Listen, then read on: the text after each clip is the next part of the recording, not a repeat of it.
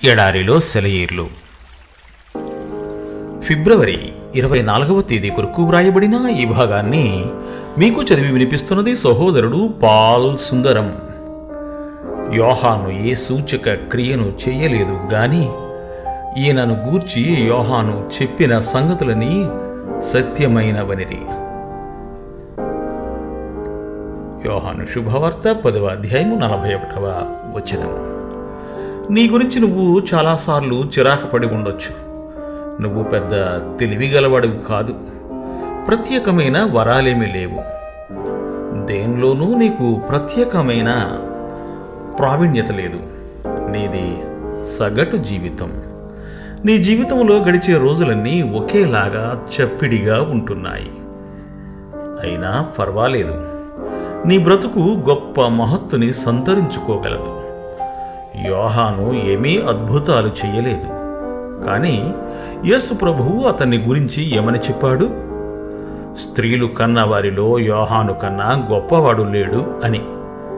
యోహాను ముఖ్య విధి ఏమిటంటే వెలుగును గూర్చి సాక్ష్యమివ్వడం.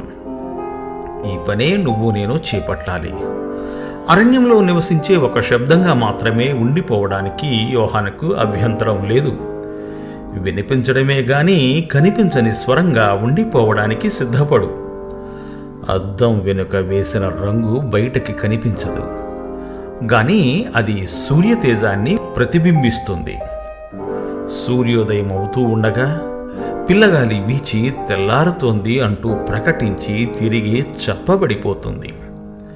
అతి సాధారణమైన అత్యల్పమైన పనుల్ని కూడా దేవుడు నిన్ను కనిపెట్టి చూస్తున్నాడన్నట్టుగా చెయ్యి. నీకు సరిపడని మనుషులతో నివసించవలసి వచ్చినప్పుడు వాళ్ళ ప్రేమను చూరగొనడానికి ప్రయత్నించు. విత్తనాలను చల్లుతున్న మనం, చిన్న చిన్న కాలువలను తవ్వుతున్న మనం, మనుషుల్లో క్రీస్తుని గురించిన చిన్న చిన్న ఆలోచనలను నాటుతున్న మనం అనుకుంటున్న దానికంటే ఎక్కువ సేవే చేస్తున్నాము.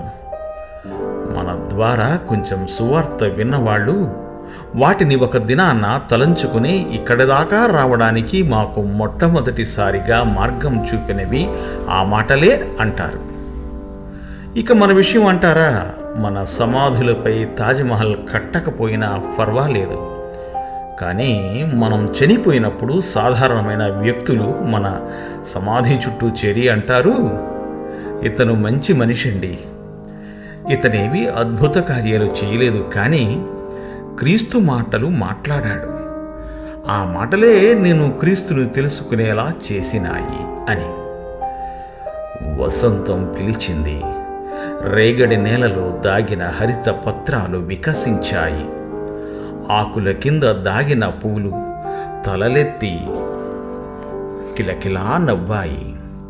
ఎన్నెన్ని అందాలు, చందాలు, చేమంతులు, గులాబీలు, కంటికి కనిపించని పుష్పాలు వెలుతురు పిలిచేసరికి ఆకుల్ని తొలగించి తొంగి చూశాయి.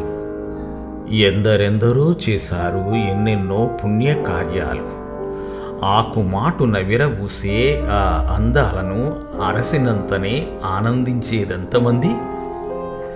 విరిగి నలిగి చితికిపోయిన గుండెల్లో విశ్వాస ప్రేమ పుష్పాలు పరలోకపు కాంతుల్ని విరజిమ్ముతూ ప్రేమ సరాగాలతో వికసించి ఆకుమాటున ఆగి అందాలేనుతాయి.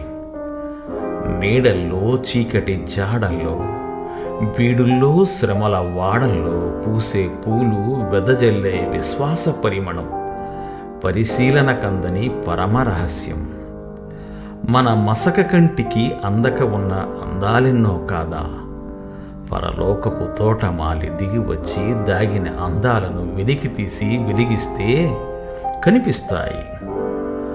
అజ్ఞాత వ్యక్తుల్లో నుంచి దేవుడు తన సేవకుల్ని ఎన్నుకుంటాడు. దేవుడు మిమ్ము దీవించుగాక. ఆమెన్.